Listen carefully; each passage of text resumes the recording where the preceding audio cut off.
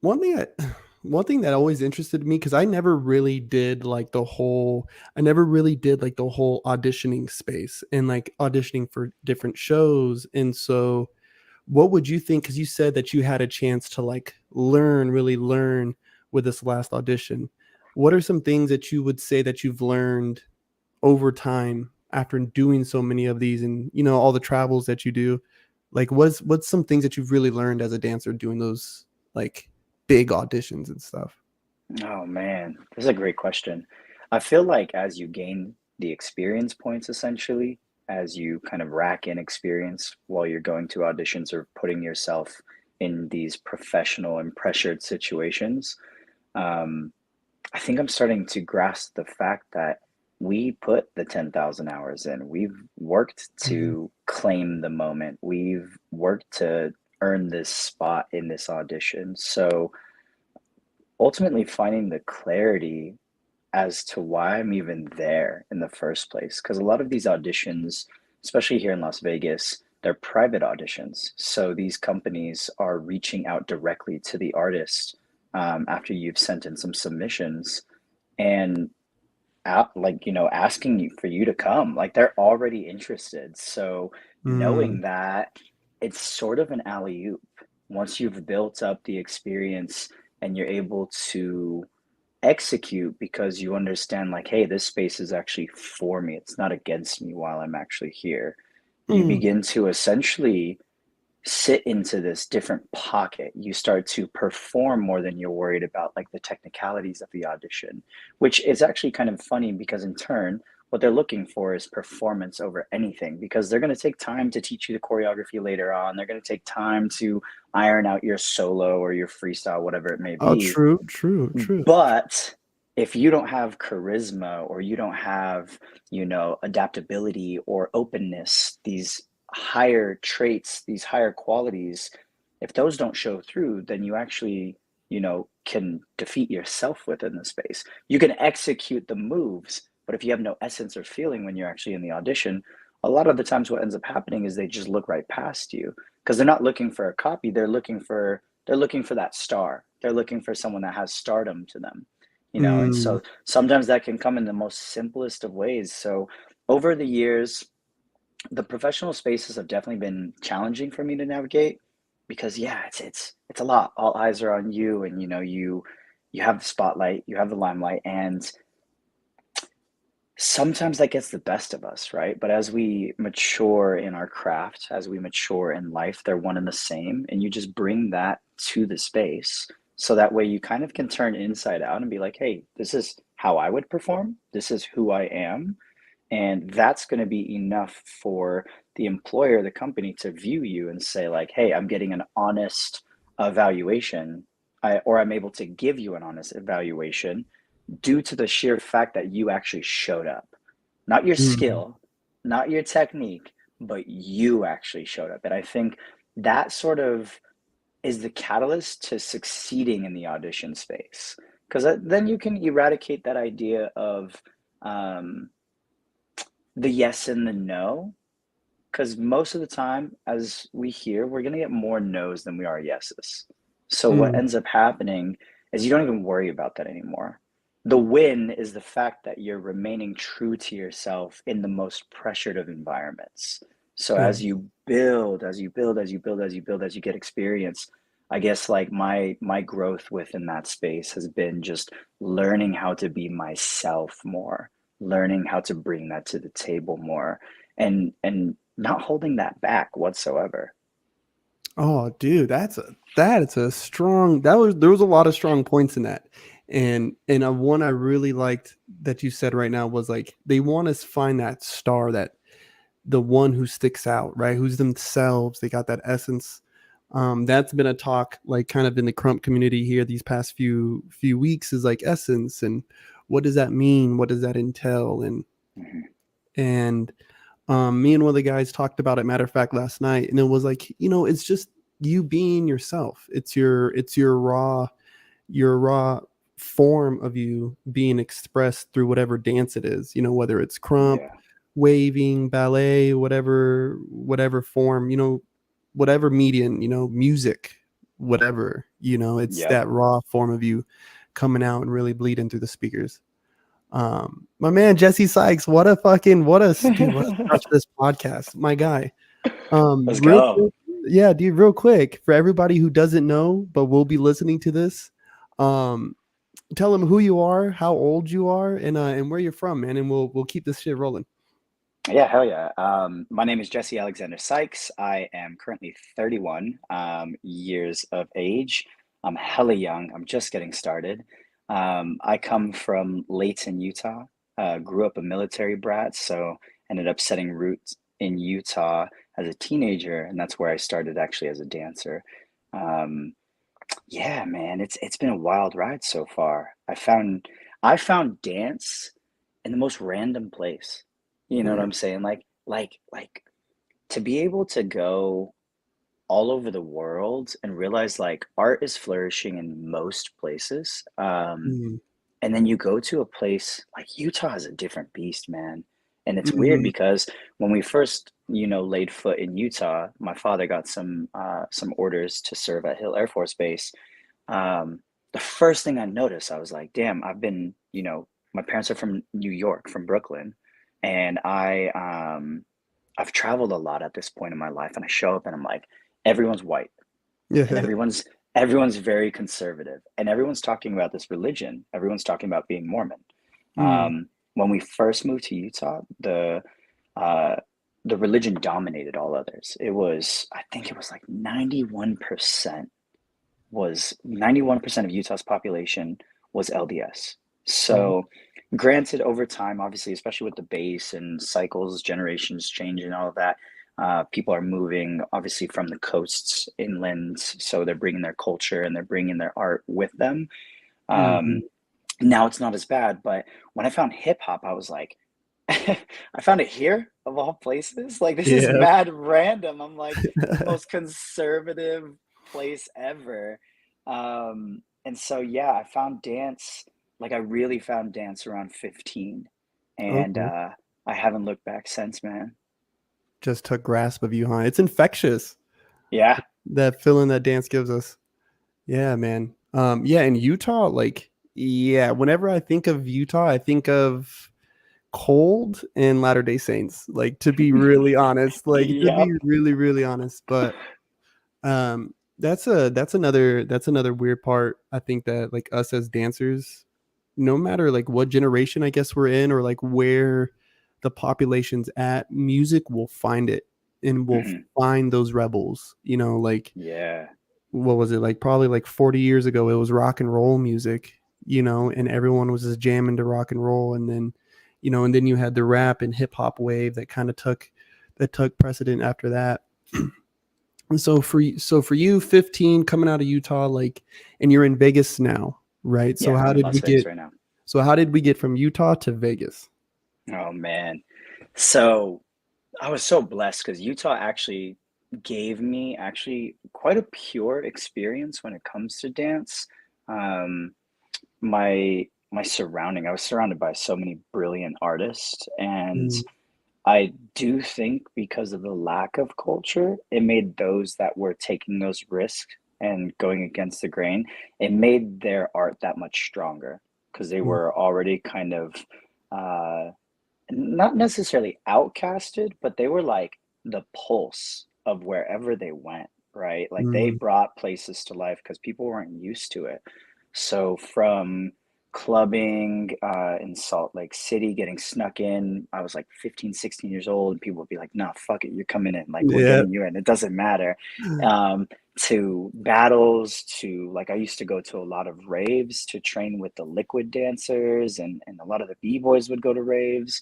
I used to go to these events downtown in Salt Lake City, and just being around that purity and having so many different places to sort of venture into with the craft and to expand upon it in like the most raw capacity too, because it wasn't like we had a bunch of teachers. It wasn't like we had OGs. There's no pioneers in the Utah community in that sense. We did have to outsource. So I got to this point maybe a couple years in where I'm like, damn, I gotta start traveling. Like I'm hearing, of these battles happening in Vegas. I'm having friends offering me rides to go to Cali. I'm having people say like, "Yo, let's hop on a flight and go to Texas. Let's go to these different places and get down with the culture outside of here, outside of Utah." And so around, I would say probably around like 20 is when I started just like unapologetically just getting in the car. I had no game plan. I was just like, you know what? I'm gonna make this happen. I don't care. I don't really, I don't need anyone to come with me. I don't So need crazy. anyone. I was just like, you know what? I'm gonna get in the car as much as I possibly can and go to these events, go to these battles, go take these classes, do what I need to in order to really nurture this thing that I was falling deeper and deeper into, and more in love with, right? So getting to this point of traveling, being introduced into my journey as a dancer, like right when I hit 2021, I knew Utah wasn't home at that point because I was starting to experience like true and honest culture, and I was starting to meet pioneers. I was starting to meet OGs in these communities. I'm starting to take classes from greats coming from no mentorship whatsoever. Like in Utah, the majority of our community was self-taught or we were brought up next to one another. We were just kind of Mm, vibing with our peers, and that was our form of growth. There wasn't a lot of classes. There wasn't anyone like, hey, I'm pioneering a specific style or I'm pushing this. There was, a handful of each style represented in our community. There wasn't even popping at one point. There's barely any house dancers, no lockers. So the gems that we had in the community, like the one or two lockers and the couple house dancers, they were just down to go to the club and down to throw the session and to do those things, but they weren't teachers mm, until this point now. Fast forward where they're like, you know what, we need to introduce this to the next generation. Now they're teaching, but back then it was just raw exchanges that were helping us build. But then I started getting taught things and I started kind of blazing that trail of like, hey, I'm going to hop in the car. I'm going to go get roasted at this battle by someone that's 10 times better than anyone in our community. And I'm going to come back and I'm going to talk about that. I'm going to keep sharing that experience. All the things that I learn, I'm going to try to just give everything that I'm experiencing to our community, um, whether it's received or not. A lot of times it was purely through me channeling it in my movement. People are like, oh, something's different. Then mm. they started asking questions. Because a lot of times, because classes weren't being taught regularly, you would go to teach a popping workshop and like two people would show up. Like I Yeah. remember we brought Wiggles out and five people showed up.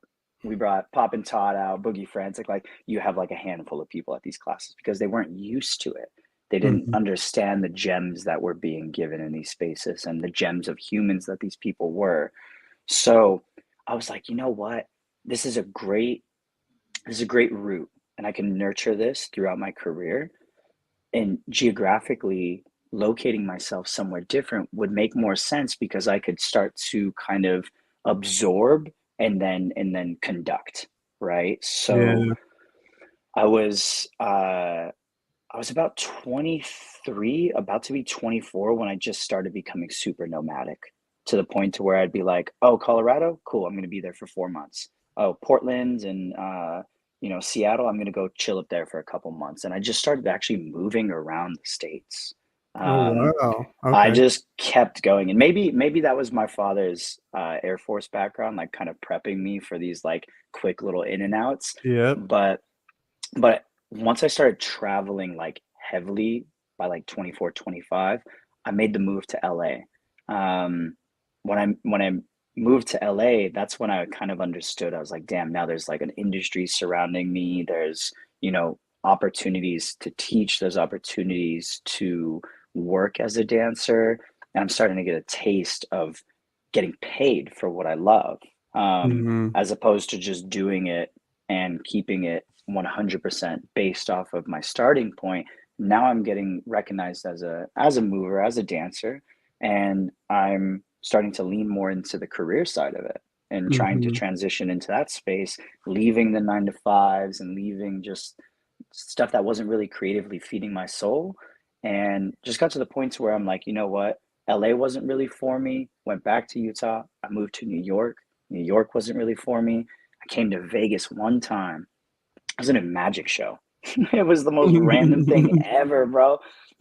It was like the dancers were super dope in the magic show, and then they were too dope, and they took the dance out of the magic show, and we became assistants. That's Oh, like it was one of those we were taken away from the magicians, which I like understood, but at the same time I was like, damn, okay, that really tarnished my experience. So I left again, and I okay. went back to Utah, and I finally was just like, okay, I've given so much here, and I kind of felt it. You know, you got to this point where I kind of like said my final goodbye to Utah. I headed south one more time, and I go back from time to time. But Vegas just it just makes sense for me. It makes sense in many ways. I can work here as a professional artist. I can go to see my crew, Wave Gang, in Los Angeles. A lot of my friends are in LA. A lot of my friends are here in Vegas, and the community in Utah has sort of done an entire generational cycle. So a lot of the Mm, people in Utah are brand new. So it's like I'll kind of just ping pong in between these three states now, but cost of living and that coupled with work relation, I was able to find a really good balance here in Vegas for myself. That's helped me sustain this as a career ever since. Like I haven't worked a normal job in a very long time, which is a blessing to say. God. Yeah, Oh man. man. Yeah, and there's not many other careers you really I like I can't really think of many other careers when you think of like normal 9 to 5, like nurses and obviously military will like move around a lot. Dudes will Right. move around, here there, especially depending on their positions and ranks and stuff. Nurses, you'll see them, traveling nurses and stuff. But Right. dancers, bro, dancers do the like go to LA and sleep on somebody's couch for 3 months and Yep. then, hopefully book a job or two and end up somewhere, end up in Yeah. Washington or end up in Australia or end up over here. It's a crazy lifestyle, bro. And to think that like, people like you, my man Atrocity did it. Icon, little Yep. Icon, my guy, fucking love Icon. There's Same, but there's man. yeah, bro, there's a lot of people, man, and it's tight because I've definitely known about you for a long time, but I feel like over the past like year to 2 years, bro, I've just been seeing your work everywhere. Mm. Like everywhere. Have you felt that? Have you felt like over these maybe like let's say like last 3 years you've been getting more busy, or is it just like you're building a bigger presence over social media? Like what do you think that is? Yeah. I mean, damn, dude. It's crazy. I kicked down the first wall for sure a couple of years ago. I I think I started really kind of building the buzz around my art once I started battling more. Mm, Getting out to LA was probably the best thing that I could have done for my art at that time. Um, with that, I started getting seen a lot more. But even then, I was still getting all the no's. I was not booking the same jobs as my peers. I was still needing to put that work in. I had the tenacity. I was putting the work in. It was just not my turn. So I was just patiently waiting and celebrating my friends around me. And then a few years ago, I would say actually like right after pandemic, everything took off because even during the pandemic, I saw like a really big buzz around my name just based off of the fact that I was doing free classes the entire pandemic. mhm. So I was teaching waving and I would have it was unreal. At first it was, 10 people. Next thing you know, three classes later, 105 people signed into Zoom. And I'm like, God what the damn. hell is happening? And I realized, especially once the global community had to sit still and Mhm. was now scrolling more or looking to move more, and the only way they could do that aside from, you know, self-created space, they were looking for guidance. And I've always just been, you know, inside out with my art. I've always been that way. I told myself if I was going to do this, I was going to do it from the bones out. And once people started kind of experiencing the way that I shared, because I definitely don't teach dance, even though it's under the veil of dance, we're talking on a lot more uh, a lot more of a spiritual plane with my movement and just the way that I share it. A lot of people resonated with it. So what ended up happening is through sharing so consistently. I was teaching a class every single Sunday during pandemic. I didn't miss. And you could come in for free. Like you literally didn't have to pay. And what ended up happening is as soon as the pandemic started to alleviate a little bit, people were like, I want to bring you to my country. I want to bring Mm. you out, or I want to book you to judge. Like, one, the way that you're of service is mad inspiring, but two, like, I don't think you even realize how much you're impacting a lot of people's lives. So, like, let's put you at the forefront so that way you can kind of have that in front of your face. So that way, like, if anything, we can just continue to amplify Jesse Sykes, which was the greatest gift of all. You know what I'm saying? Like, it's such a blessing for people to trust me to come into their space and share what I share. Um, so I would say like post pandemic, even though it's, I mean, obviously COVID's still around, but like now things are open, now things are flourishing again. That's when I really started kind of taking off. And then social media, like it's just been organically developing and building over time. Like I don't give a fuck about algorithms or I don't really care about Yeah. bro, I'll post 7-minute videos on Instagram or like even now that TikTok's introduced longer content, I'm like, hell yeah, like I'm gonna make you watch something for 10 minutes. Like I don't care. And if 100 people see it, cool. If it's 10,000, cool, I don't care. It's all just like journal entries for me is how I view it. And I think just kind of being able to like open up a page of my journal and share it with the world has been something where people are just like, who is this guy? He's a fucking anomaly, and he's moving in a way that is sort of refreshing for the community, um, because you know a lot of people talk about skills and politics and all this, that, and third, but there's not too many raw artists stepping into spaces like battles or stepping into teach classes with actual depth. There's a lot that's missing, and I'm one of many that's starting to kind of just be like, you know what, like let's do this differently. Let's try. Let's shake the room a little bit. Let's challenge the room. Let's uplift one another. Let's build with one another. And I think just being able to be real and be, focused and diligent within this pursuit of igniting that in others, I think is why people trust and begin to offer the space to me. You know what I'm saying? And like I Mm. said, it's the greatest blessing because I didn't ever see it coming. And next thing you know, like I've been able to travel the whole world the last 3 years just consistently too. Like Yeah. I'm in another country every month, and it's really wild. You know what I'm saying? Yeah, Because dude. I'm like, dude, I fell in love at a cipher in Layton, Utah, and I would have never guessed that I would be where I'm at right now. But I think the biggest thing is just like I fucking love it so much, and that exudes from me, and people feel that, and they look at that and they want to be a part of that. And I want them to have the same quality, you know what I'm saying? So I don't know. I think there's just more humanness needed within these spaces. There's more humility and humbleness needed in these spaces. So it's even weird talking about kind of like where I'm at right now, Mhm. because it was never expected. But I think just, having a good head on your shoulders gets you really far. Yeah. And it's honest, you know what I'm saying? And I mean, dude, trust me, and it's well earned and highly deserved. Um, and to think like, yeah, I do remember seeing you post like about free classes, and I remember seeing some of the homies posting about that you were doing like free classes, and I was like, and in the time where people need money the most, and like everything is Hmm. upside down, you're having a young man share this information and share this for free. And Hmm. that's hard to come by, and especially when somebody's talented and has a certain resume, you really don't see that as often, Yeah. so to see you still be down to earth like that was cool, man. It was cool. And so everything that you're experiencing from that point here, was definitely, well, it's good karma just being cashed in. Yeah, it's a But cycle, right?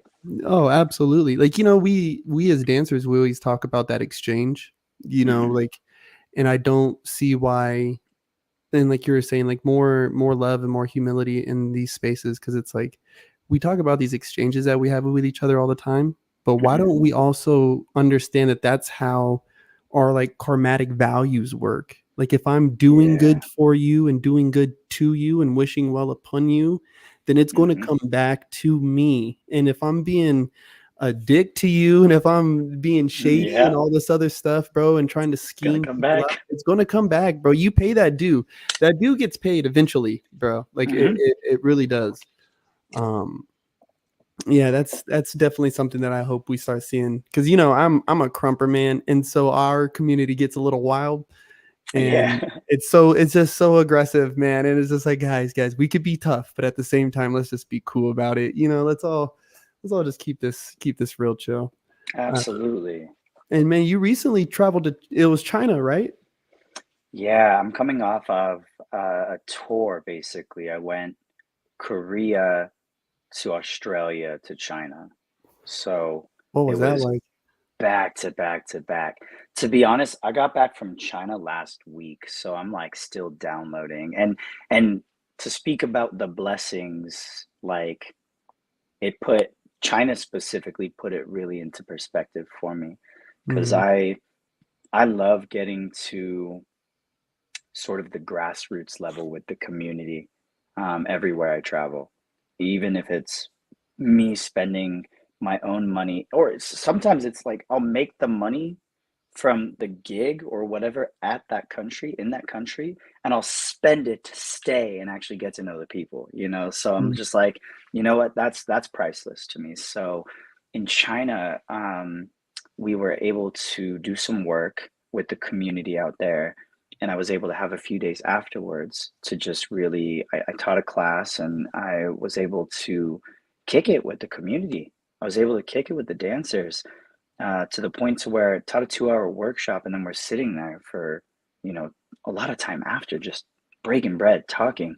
And the reason why I say it puts it into perspective for me is in China specifically, and whether it's China, like the main territory, or Hong Kong and Macau, they are shunned for choosing dance as a career. They're really? shunned for choosing art as a career. So a lot of these dancers are expressing to us. I was out there with King from the Future Kings, Energy from Dragon House, and Mm, Dance Find and Sandbox.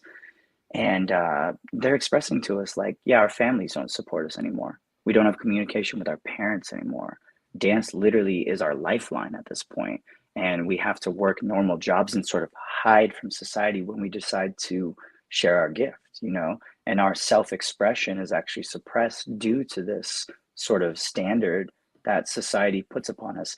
And I mean, that's not necessarily extremely common, but you start to hear that like in some of these countries you travel to where like whether they're completely outcasted for choosing this path or they're not supported whatsoever when they make these choices, you know, and then you watch them dance and you're like, damn man, this person is so raw, this person is so them, this person is like untouched. You meet these gems in these communities where it's like you watch them, but it's also sad because mm, the dance is coming from pain mm, primarily.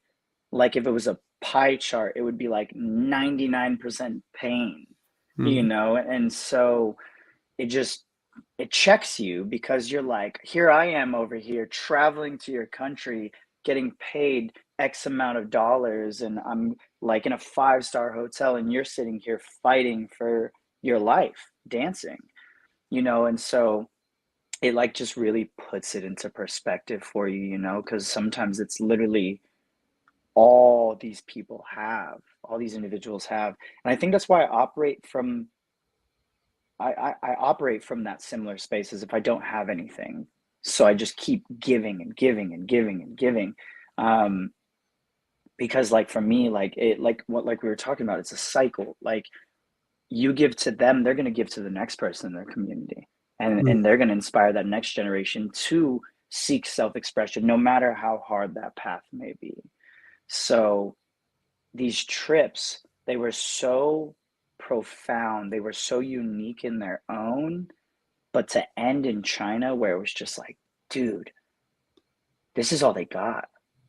Like it just put everything to this like dot of perspective that just like gave me so much clarity coming back here. Like I'll be damned if I complain. You know what I'm saying? Mhm. Like I am so privileged, and it shows through and through within all of this.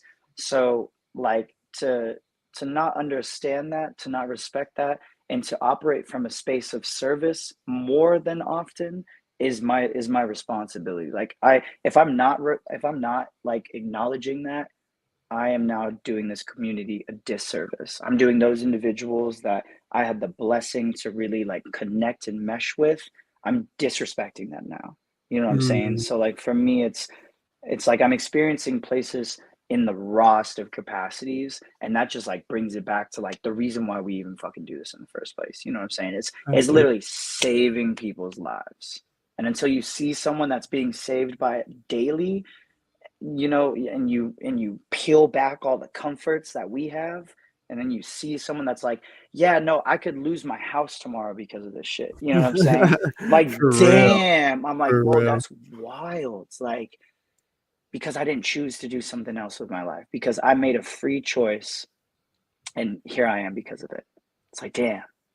It just checks you, you know what I'm saying? So I'm coming back from that, and like just the irony of it as I come back to a booking in Vegas, I come back to a job, and I'm just like, man, I'm there, and now I'm on this job, and I'm like excited as fuck, and no one Mhm, else is, and I'm just like, mhm. yo, wake up! But then I have to understand, like, they haven't seen this, they don't know what that side is like, they haven't been to these third world countries, or these countries where people literally don't have any way or means to express themselves out publicly. Like Mhm. even social media is so controlled over there in Hong Kong, like to the point to where even if they wanted to try to like break through, it's so harder, it's so much harder for them. So like I come home and I'm just like, all right guys, like come on, like enjoy Yeah. these spaces, like it's a privilege. Yeah, I really don't think, like, especially young American kids, bro, like, they just do not know, 1, how good we got it out here. Hmm. Like, every space in the creative arts is gonna be hard to break through. It's a hard path. But, yeah, there's places like, I'll see videos of, like, guys crumping in, like, India, and they're, like, barefoot. Hmm. I'm like, Hmm. "Holy fuck, dude," and we complain about dancing outside, and they're Yeah. barefoot, bro. Like, come on, champ. Like, come on, guys. Let's get it together. Like, it's okay. Yes, Yeah. it's late. It's kinda cold. I know. Yes, we're not in a studio, but we can get this session going right here in this parking lot. Like, it's Yep. I promise you, it's all good, family. Um, and that's just me being, like, in tune with myself enough to know, like, where my privilege starts. Like, I Yeah. know where my privilegeness starts in the grand scheme of the world, and then Yeah. especially living in a place like in China, yeah, like, I always hear about stories about how the government is involved with their social medias, like, they have a limit on their TikToks or stuff. You hear, like, stuff like that, so I just couldn't Yeah. imagine being an artist there where you have some dudes here who do all the doctoring on their posts and they got every overlay and every little Hmm. scheme on it. I couldn't imagine them trying to do that same work out in China where they couldn't post all day long. They couldn't be, Yeah. with the algorithm all day long. Oh Yeah. my It's god. wild, man. It's wild.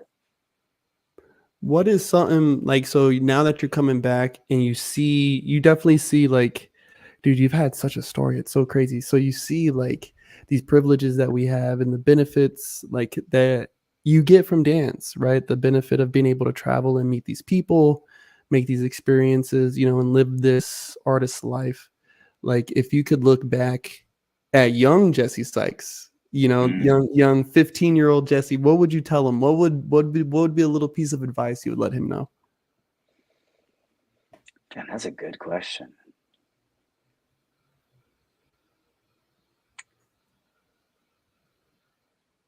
I would I would say, man, I would tell him to dance from a space where it's like the first time every time. Mm. because Lil Jesse was so malleable. Lil Jesse, as I mean, as we are as like young teens and young adults, you know, like we're so molded by our surroundings instead of creating our own molds or having our own perspectives, right? Um, Little Jesse was a people pleaser, especially in his dance. I'd tell him, Mm. I'm like, look, you need to dance like it's the very first time. Because that first time I stepped out, I remember it to this day. I moonwalked on a stage at an assembly in my junior high. And I just remember that's the only move I knew. And I wasn't even a dancer at that point. It was my seventh grade year. And I was just like, screw it, I'm doing this. And then a few years later, I fell into a cipher and I'm like, oh shit, this is actually a real thing. Like this is crazy. But that one moment being rekindled every time.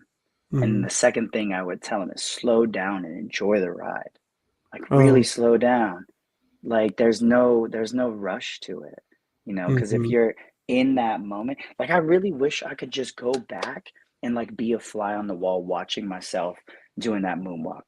You know what I'm saying? And like and Yeah. like and like and checking myself even to this day. Like because as you get older, the question shifts, or the statement shifts, I should say, from do it like it's the first time that you've ever done it. It starts to add the other side, the opposite, the polarity of it. Do it like it's going to be your last time, Oh, you yeah. know? Yeah. So, like for little Jesse, I would have been like, yo, keep having firsts. Keep having Mhm. first. And while you're in that first, slow time down so you can enjoy it. So that way you're not so pressured and molded by your surroundings. I would also tell Jesse to move from the inside out as Mhm. opposed from the outside in.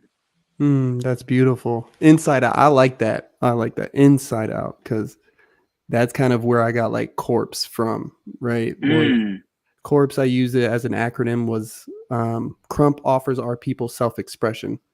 And mm. corpse, is once you take everything else off, you're left with the corpse. And so inside out. I like that dance from the inside out.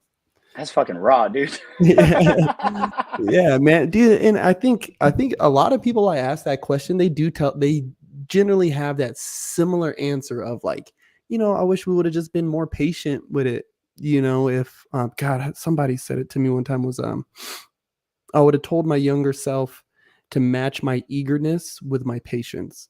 And I'm Mm, like, yeah, dude, like I wish there was as especially as we get older, there's people that we lose. There's people who I've danced beside who've passed away, and it's like I yeah, wish I would have just enjoyed those sessions with them a little bit more. Like, it was a good time, it was yeah. a great time, we had great times. But if I would have known, if I would have known then what I know now, I would have just sat with them a little bit longer. I would have made that car drive. You get people who are always like, "Oh, the Yeah. session's so far." It's like, man, shut up, bitch. Just come on, let's go. Get in the car. Come on. Come Yeah. on, stop being a puss, dude. We're gonna go to the session. We'll be back by 2, bro. It'll be all right. Uh, yeah, because I lived like an hour and a half sometimes from like the 818 sessions, and I would be driving down there like 2, 3 times a week down to NoHo to go Yep. go dance. Yeah, like when you were saying that earlier, I was like, yeah, You it's like get it. Yeah. every dancer has to hit that nomad part where we're driving 2, 3 hours to a session and then maybe 2, 3 hours back home, or maybe crashing that night because there's an event the next day. So it's like, we're about to make a weekend out of this, boys. Let's go. Exactly. We're in the car. We are in the car. Man, matter of fact, dude, um, I was telling some people, like some of my coworkers and shit, they're like, I was like, yeah, I'm doing this podcast, whoop, whoop, whoop. And dude, I showed them your video. I think it was from your battle with Ronnie with Dead End. Mm, yeah. Dude, that thing's got like a couple million views, fam. It's that one. That one's wild. That That one's was like, like, what did you think when you just saw the notifications? When you see those views hitting like, I think it is at a mil, bro. I'm pretty sure the last time I looked at it, it was like 3 million or like 2 million. I was like, holy fuck. so man, what an experience. Okay, so I have like two major takeaways from having a social media blow up. So on the opposite side of things, so not on Instagram but on TikTok, it's at 29.5 million. Um, Whoa. I got from one video on TikTok, I got 300,000 followers on TikTok within the span of 48 hours. Jesus. Now, a lot of people would be like, hell yeah, like it's happening. For some reason, it made me feel really off. It made me feel almost as if uh, too many people were watching me now. And Mm, so I've been really, and it was confronting in both good and bad ways, because part of me was like, okay, cool. Like I've been posting and posting with no expectations. I don't care about the following or anything like that. I'm not gonna play to the algorithm or follow the trends. I never have and I never will. Um, so it was like, oh, cool. Like now I do have these eyes on me that are seeing another side of the craft. They're seeing someone express from a more vulnerable capacity. They're able to connect to um, what I would consider, the opposite side of social media, where people don't really care about it. So that what they share is real and it's genuine, it's them. You get a piece of me every time you see a video, as well as in my captions and everything like that. But in a way, I'm also like quite an antisocial person, mm, despite the career path that I've chosen. Like I'm the type of person at battles, I'm in the back corner. Like I'm yeah. observant. I'm very observant, so I'm gonna take a step back almost always. So to have all of these eyes on me out of nowhere, um, and the way that people just like take advantage of that access to you, especially if your profiles on social media platforms are public, Mhm. just the Mhm. wildest DMs, like the craziest comments, like things that just like almost kind of dehumanize you. Mm. Um, and also people that were dehumanizing, specifically one of the girls in the back that was hyping me in that clip. So then me feeling confronted in the sense of like, now I'm defending the space, as well as like, cool, it's got a lot of traction and people are like watching my art now on a much higher degree. They're digesting it quicker, all these different things. But yeah, I like went into like like a defensive mode when that blew up. And so Mm. uh, I think there's pros and cons to those things.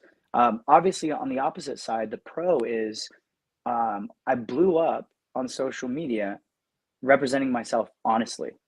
Yeah. I didn't have to follow a trend to do that or sell myself out to do that, right? Um, the video that blew up the most was an iconic moment for me in my dance career, and an exchange that I honored and respected so much. Like Ronnie is family to me, and to be able to also battle at Brutal City, which is primarily a crump event, and go against a crumper who is like heavily involved in community and really represents something pure. I was like, I want to go to another level against this man. Like I'm looking for that honorable death, and I'm looking for that push. I'm looking for that edification. So knowing that this brilliant conversation happened between the two of us, and that's where the eyes are going. Hopefully one that pours the attention into that event.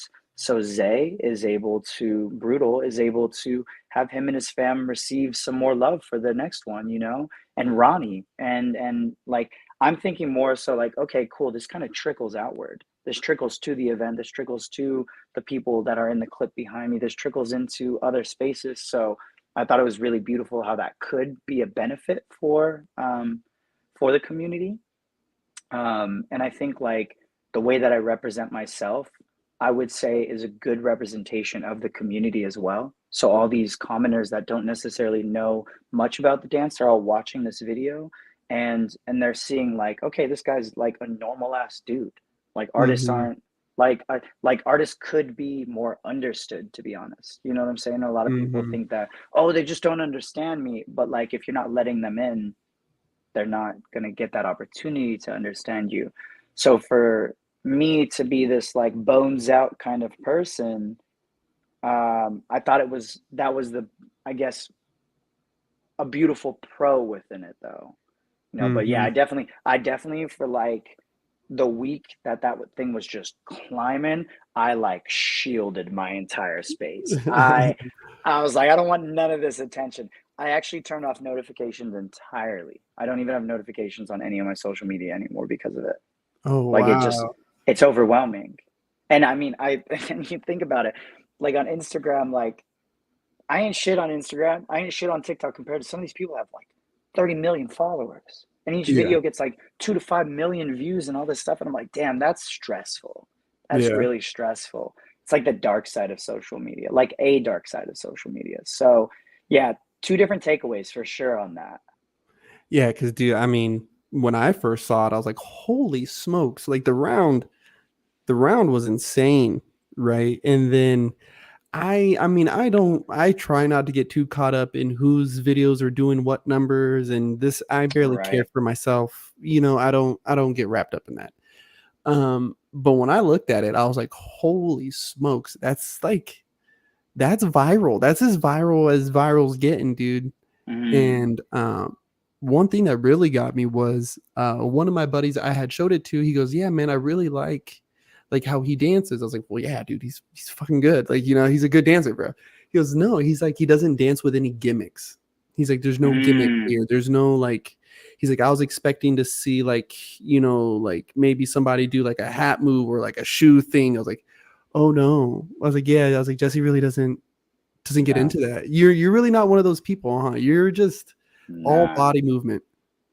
Yeah, I feel like in a way, I've tried to, in my journey of dance, master the connection to self and pour Mhm. that essence into the space. So, um, even to the point to where, like, to play on the gimmick side of things, like, wouldn't even be honest. You know what I'm saying? Like, nothing's preconceived. I've never, I don't share any choreographed work like whatsoever. Every single performance, every single battle, every single clip that I share from like the living room or whatever, it's all improvised. And I think that's what helps me remain true to myself and allow that essence to come through more than anything. I'm not a very flashy, gimmicky person in general. I have a big admiration for people that can build their whole set or build, combos and have their material and all of that, but my material is my soul. Mm, So, and that's it. And that's enough. Because who am I to say like, okay, I have this super preconceived, prepped movement that I'm going to bring to the space. What if the space doesn't feel aligned with that preconceived like movement, and this now kind of causes me to disconnect, if anything. I'm raw in the moment every single time because that's the way that I also honor the space the most. And that's mm, the way that I honor myself in the space the most.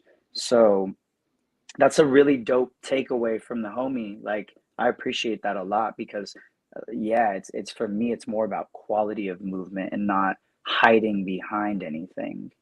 yeah, and I mean, even for me, man, like Crump, I tried to do the hat trick thing, and I really tried, and I just sucked at it, and I had to be real with myself. I had to be real with myself, man. Like this just doesn't read well. Like even you get into the lab sometimes, and you might record it, and there's some stuff you're like, oh, like it's kind of weird, but you're like, you know what, I'm gonna explore that.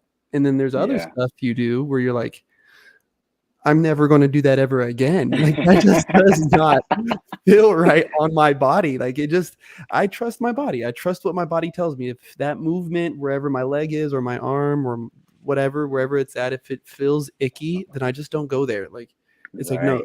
But if it feels strange or awkward, yeah, okay, now that I'll play around in a little bit. What would you say is matter of fact? I guess that's a good question to ask too. Is Mm. what would you say is a part like I guess like the beginning parts of your creative process, like that battle with Ronnie? Like what did you do to prep? Like what was that creative journey leading up into that battle? Oh man. So in a way also, and I don't think anyone's ever asked me, you know, anything of that sort pertaining to that battle specifically. So this is dope. Both of those songs, I chose them specifically because both of those songs are very iconic moments that I've showcased in the past too. So Mm. they're sort of like they both are milestone moments for me. I I danced to that Future Crypto track, which was the first round, actually at Absolute Zero, so another Crump event in Colorado. Mhm. And it was the first time that I sat on like a really fucking legendary panel. I was sitting next to Outrage and Tight Eyes. Yes, I do remember that one now. I do remember that one. And this was the first time that I was being paid to judge and fully covered, and just Droid fam took the best care of me. Dylan's an incredible human, brings me out, just really trust me. He's like, I trust you to put you next to these two veterans, these two just legendary movers. And I wanted to go crazy. I was like, I have no idea what I'm gonna do, but like to have that energy surrounding me, I was like, I want to choose a track that's just legendary for me in that moment. Something that I could really kind of like full throttle, just express myself with. So that one, and then the next track is called Caffeine. That song is actually one of the first songs that I got in my very first battle that I won in LA. So Oh. I won an event called the Battle Games, which actually had my old crewmate. He's still my crewmate in a different crew now, but I was able to get to this battle in LA and end up getting invited to be a part of the Lot Original, which was Slim Boogie's crew. Okay, So yeah. so Slim formed this collective of like super genius artists. Um, so those two songs had deep impact in my journey, and now I'm kind of in a way like as I kind of shed this skin and go into this metamorphosis as my career is blossoming, I'm actually going through and paying homage to all of my most significant moments in my career by revisiting them in the current present moment. So Sorry. so even down to like I'm getting to the point to where when I do like judges showcases and things like that, I'm like dancing to my father's favorite song, or I'm dancing to like my mother's favorite song, or I'm like doing things that really just like kind of honor my journey. Um, and that's really it. There's no like I'm not going in there studying Ronnie. I'm not going in there thinking, you know, that I have to put on a show. I'm going in there literally in the moment, just giving myself permission. You know what I'm Mm. saying? Like I think like permission has been a big theme in my career, like just allowing myself to jump on two instead of three, and just allowing myself to amplify the moment, you know. So uh, I stay ready. I think that's really kind Sheesh. of what it is. Like I stay ready, so then all it is just a choice. Mm. Um, you know, because I know the track, don't know what I'm gonna do to it, but I just, I just run and jump and I don't hesitate. That's really it. Man, and speaking of like you were speaking about how like you were paying homage to different parts of your journeys, even though through some of the songs you choose. And I think if I remember right, there was a video you had posted recently with a song I think you dedicated to your dad. Hmm. Walk me through that one because that video was fucking sick, bro. And the song choice was, I was like, yo, this is great. I think I added it to my Spotify playlist after that. I was like, yo, Yes, I was like, this song, yes. this song's a banger. Why did I not ever think of this? Well, And it's walk me crazy through that. because you're like, the song's a banger, and then people are gonna be like, what song is it? Dust in the Wind by Kansas. Like a banger in an entirely different way. I feel like I could get a lot of backlash for the choices of songs I'm using for sure in these battles, because obviously like a lot of this is freestyle battling, and people could argue me like, well, that's not hip hop, and I get that. I say fuck it. Like I think, to be honest, there's not a lot of art and there's not a lot of heart in battles anymore. Mm, Um, and so what ends up happening is people have this just calculated methodology going in. They're so strategic that like in a way a lot of times we don't ever even see them when they're battling, or we don't even really see them in the space, and then they're coming up and they're like feedback, feedback, feedback, like, and I'm like, who are you? Like that's the most important thing that you need to bring to the table, because all of your strategy, all of this shit is actually exposing you. You can tell that Mm, you're thinking you're not connected, you know. So for me, I've like, one, to honor these spaces that I'm really getting this privilege to be in, like I'm sitting on a panel and really connected to each and every dancer, like just honoring them. I'm like, what better way to actually showcase my love through honoring myself the same way that I encourage them to honor themselves, you know? So for mhm, me, I know my art is a little bit different. It's a little more raw, it's a little more, you know, theatrical and real. And so with that being said, uh stepping into this idea of now starting to kind of create these milestones, these moments of paying homage to like major influences in my life, like my father, for example. Kansas is his favorite band, and Dust in the Wind is one of his favorite songs. Um, and when he speaks about it, he speaks about the idea that like we're both equally significant and insignificant, you know, mhm, and being able to break the cycle of our insignificance allows us to believe, and once we believe, it allows us to expand, right? And in the song, I mean, just ultimately the lyrics are just so powerful. They're so simplistic. So in a way, like with that being my one of my father's favorite songs and one of his favorite bands, and how my dad operates, my dad is just, he's like a man of like many words, but then sometimes he's the man of like very few words. But no matter what, everything he says is so powerful. mm, And you know, I tried to embody my father. You know, mm, I tried to put myself in his shoes in that performance, and perform for him and perform with him.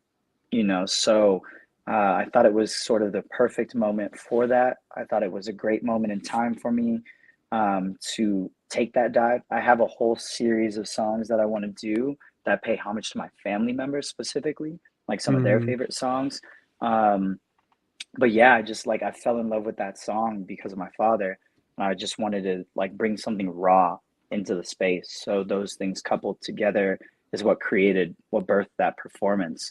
And everything that happened was just my experience with my father and him being my hero, just unearthing itself as I was moving. Because even that's improvised. I just know the song really well, but all of my work is improvised. Um, and so yeah, it was like it was a really special moment for me, because he was also he wasn't able to actually attend the event, because he's still up north in Utah, but he was definitely with me in the room, which was Mm. something that was really really special. So just wanted to dedicate some of it to my father, you know what I'm saying? Yeah, man, that's beautiful, bro. That's beautiful, and I think that there's a special space I think a lot of artists try to get to, and only very few really ever obtain. But it's like that ability to, when the music's playing, no matter what song and no matter what style you do, you can find yourself in it, Mm, and you're able to move. And I think a lot of people spend their whole life, especially freestylers. I think choreography, when you're thinking about like choreography, there's a small cheat because you're kind of planning all these moves to all these different moments in the music. But for hmm. freestylers, it's always, you always hear, oh, I don't really like this song, or oh, it's too fast, or oh, it's too slow. And it's like, well, Yeah, to me, if you're a real mover, just put a song on and start moving. Let's see what you got. right, Let's see what comes out. You know what I mean? Let's see what comes out. right. And so, and now knowing, everything you do is improvised, watching that video was sick. I was like, this is so cool, so touching, something dedicated to someone. But then now that it's all improvised, it brings that video to a whole new another level, dude. It's awesome. Thanks, man. I appreciate that. Uh, of all the battles, of all the performances, of everything you've done, what do you think has been your favorite moment? Or yeah, let's just say that favorite moment for Jesse. Battle or performance, or can it just be anything dance wise? Anything dance wise. Oh man. Okay, cool. I can pinpoint that. Performance wise, I don't know. But moment in my dance career that like really just kind of like brought it all home for me. I uh I was out in Panama for World of Dance. It was 2019. And I've seen the world at this point. I've been traveling a bunch. I've been all over. I've met thousands of dancers at this point, and just kind of going back to that idea of like I started really kind of like with the club and like going to raves and like partying as a dancer. Um, I was noticing as I was traveling and going around everywhere, like parties and clubs were low key dying. Like people weren't socially approaching the dance anymore. Um, it was no longer about socializing. It was more so about skills, politics, earning accolades, working as a professional artist. And that started to kind of tarnish my experience, right? And I was noticing it in the community. I was like, damn, the community's just focusing on maybe some of the wrong things. I included in that. I was in Panama. I went to this place called, I want to say it's called the White Chapel. I could be wrong. Um, but some of the local Panamanians, they took me to this club, bro. And I shit you not, it was the most powerful moment. It was so raw to me. But it's like 3 in the morning. We're in this club and they're playing just crazy music the whole night. But I remember this one track came on. Is definitely something that maybe was like culturally recognized. Like they all knew the song. They every single person, right? I'm standing in the middle of this club. There's easily 1,000 people in this like Whitechapel club, right? And I'm literally standing in the middle. I'm the only person that was able to stay a little bit longer. Like I said, I like to stay a little bit longer and just like and really like get to know people and like get to know their community and what they're all about. So it was the greatest lesson. I'm standing in the middle of like 1,000 people, and they're all doing all the grooves to this song. Like the song is like kind of like Soldier Boy or like whatever, like how we always had songs that outline dances. Like there's Yeah. dances that went hand in hand. So they're doing all of these dances that go to this track. You just see this wave of people just doing everything. But I'm looking around, like I'm literally, it's one of those moments where you're just kind of like, you're like, wow, I've arrived. I'm Yeah. here on earth. I'm here in this moment. And I spin in a circle to just kind of view it. And not only is the DJ doing the grooves, the bartenders are dancing, the security guards are doing the movement. Mhm. Like everyone is dancing collectively. And the frequency that I felt in that moment, it was like a black hole opened and sucked me in, and I was just like totally fine with it, to the point to where like I kind of like my physicality, just like my physical self just like kind of dissolved, and I felt like I was just like floating over the club, watching everyone just joyous and connected and one. um and it brings it back to those moments of like, man, dance really can just help us harmonize with self and with our our environment and with others. And that social side of dance is what I really care about the most. Like I think that's why I also express myself in the way that I do, because I'm like I'm trying to like speak to you, whether it's through the lens or the realm of like deep expression, or if it's just pure joy or whatever it may be. Like something just clicked in that moment. It was like in that exact moment I knew that I would do this for the rest of my life. And it Ooh. was like the perfect surfacing for me, because I felt like at that moment in the community I was noticing a lot of people were drowning because they were focusing on the wrong things, creating tension and pressure and in their existence within the community. I felt like I got air for the first time in a while. But it Ooh. wasn't just like normal air, you know what I'm saying? It was like air from the ether. It was like air from another dimension. And I was just like, shit, it all makes sense. Like it Mm. made me feel the same way that I was able to move with everyone on that moonwalk that first time I ever danced in front of someone. I was like, yo, these two moments coming together, like it was mind boggling. And I wasn't actually, and the beauty of it is you scope out, I wasn't even dancing.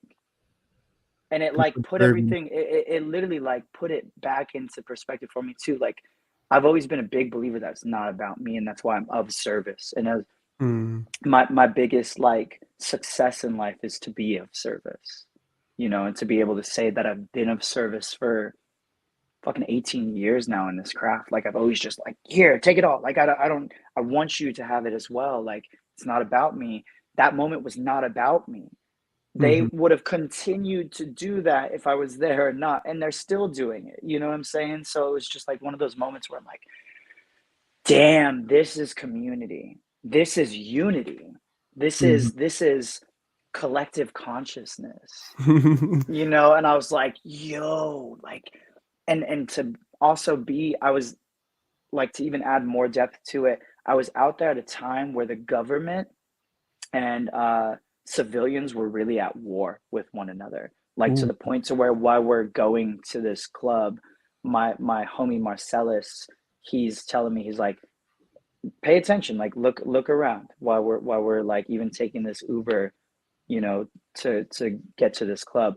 Every single corner had government officials with fully automatic weapons just chilling, waiting for something to pop off, waiting ugh, for someone to do something. So you're sitting there.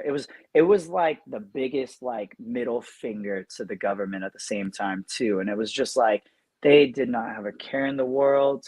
Like their lives just were so vibrant in that moment. Everyone was so vibrant in that moment. I was like, damn, I feel like I'm standing in the sun.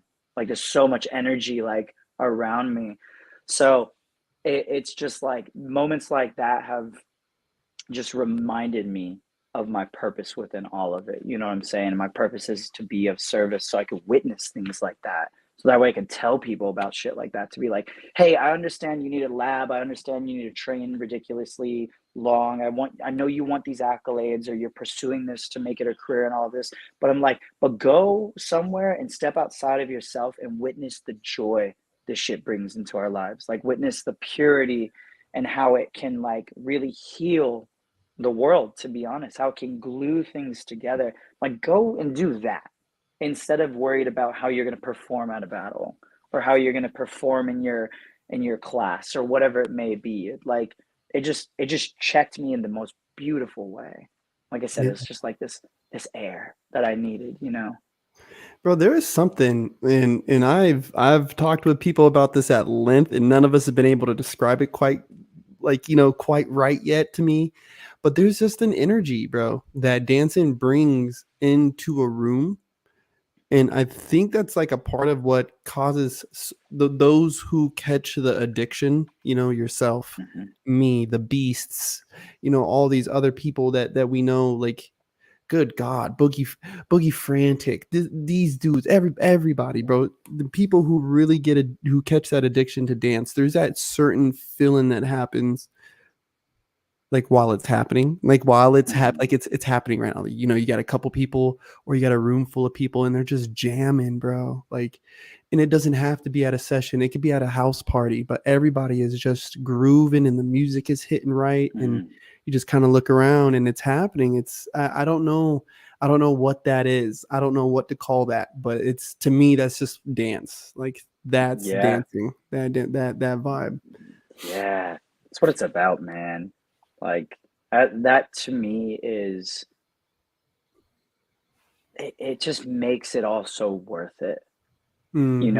And I think like we go on this journey and seek this self mastery, and like try to be aware and try to be open to experience, and we work so diligently at this, hopefully like we really work on our shit, so that way when we get to those moments we don't miss them, so we're able to kind of remove ourselves entirely, so that way we can actually open our eyes, and open our hearts to feel those frequencies. Because that to me is like, that's why, like, if you really talk to people too, a lot of the times their starting point, their root is a moment like that, where they're like, where they Mhm. felt that they got that infection, right? They're like, Mhm. damn, like someone made me feel something that was bigger than myself that I couldn't describe, but it felt so familiar. It felt so safe. It felt like I was at home for the first time. You know what I'm Mhm. saying? And I like to call it, I like to specifically call these things moments of arrival, and we have them throughout our career. We have them Mm. throughout our life, but it's like we we re-arrive at our home. You know, Mhm. it's like the feeling of getting home after a long trip, or like the feeling of laying in bed for the first time. You've missed your bed for like months on end or weeks on end or whatever it may be, or like the hug of a certain person, the warmth from a certain person, words from a certain person, like or a certain song, like those things are like moments of arrival. And I feel like everyone had a moment of arrival to start. It's like, Mhm. wow, I'm here. And a lot of the times it's people that are addicted to it that help you arrive. You Yeah. know, it's like they pass the baton to you. And Yeah. sometimes you're not ready for it, so you don't know what to do with it. So you're like, I've arrived, and then you like, and then you're not able to actually fully like immerse yourself within it. But sometimes those moments are so large that you have no choice but to submerge yourself within it. And then next thing you know, you're like, holy shit, I'm here. Mhm. Like Yeah. dance has that transcendent power, you Yes. know? Yeah. Go Super Saiyan, I'm just telling you the way it hits. Oh my god. Uh, yeah, I was matter of fact, I was saying that on the podcast last night was one of the funniest things I ever heard was somebody, I'm trying to like push through this round and everyone's telling me, keep going. And I hear this dude show off goes, come on, corpse, I'm trying to see you transcend. And I was like, all right, bro. Like, all right, I'll Like do it shit, for come on. you. Just for you, man. Just for you. That one was funny. That one sticks with me. That one definitely sticks with me. That's Oh some my real hype right there. That's god. some real hype right there.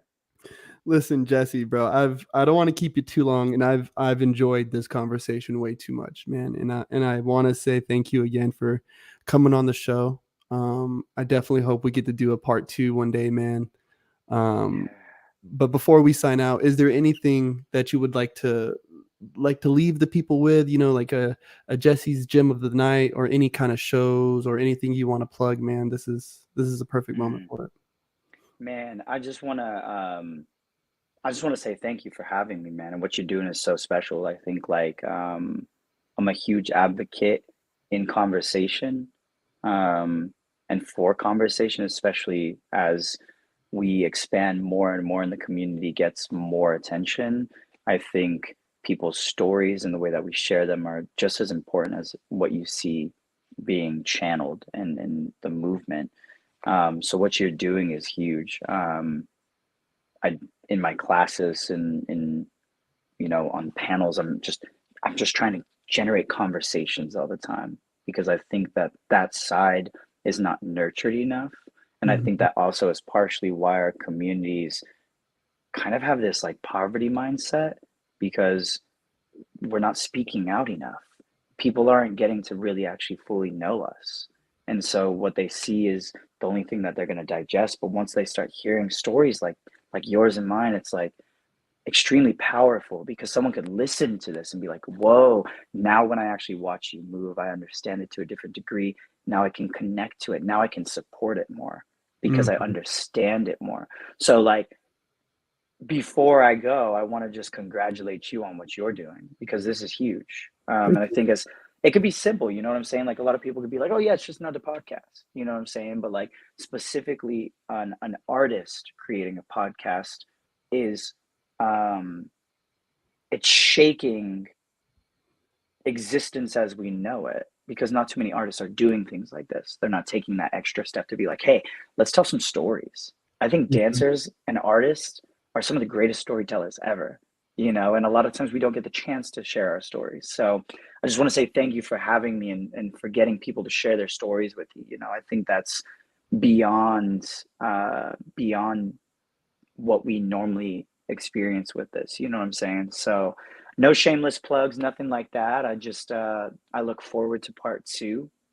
If whoever tuned in and whoever is going to listen to this, thank you for your time and your energy as well, because you could be doing anything, but you're rocking with us right now, you know. And I think that, yeah, I'm just excited. I feel like I'm just starting, you know, and it's Mhm.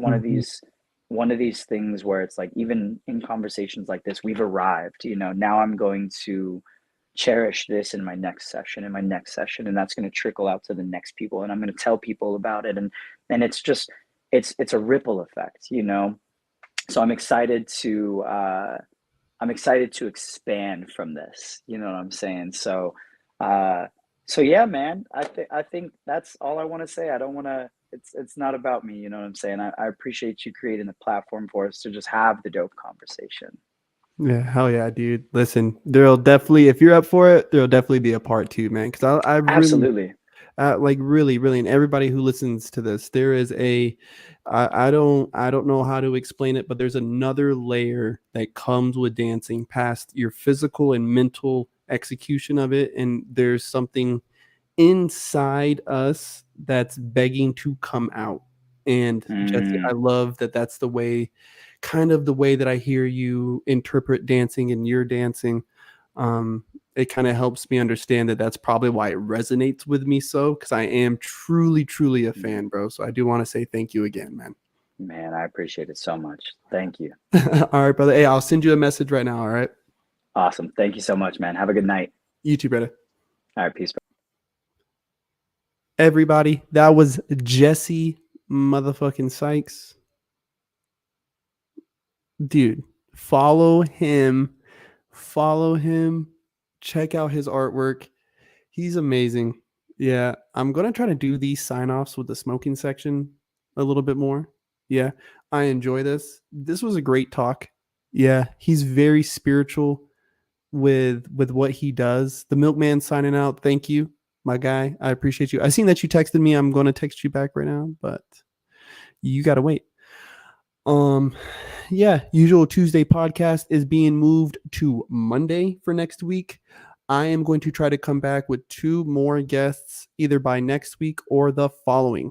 Yeah, I don't know how I feel about recording on Thanksgiving, so I'll let you guys know. Just turn on the subscriptions, turn on the bells and shit for notifications for when I go live or when I make posts that I'm going to go live. I'm trying to make sure that I plan them out.